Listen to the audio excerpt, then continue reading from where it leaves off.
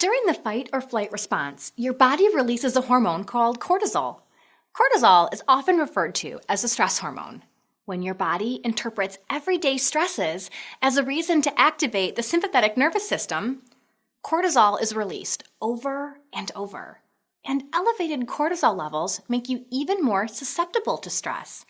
That means if you are already stressed, it only takes a very low-level trigger to make you feel even more stressed. Think of the implications that this has on your work life. If you are in the middle of a frustrating and stressful project, an innocent request from a coworker could put you over the top.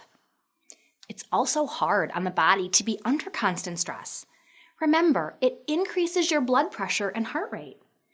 Stress reactions direct blood flow away from the digestive organs, a prescription for stomach aches, indigestion, and other concerns. Now, what would happen if you were able to better regulate how you responded to stressful situations? Keeping your sympathetic nervous system at bay and finding ways to activate your parasympathetic nervous system will diminish the stress you experience and give your body time to heal.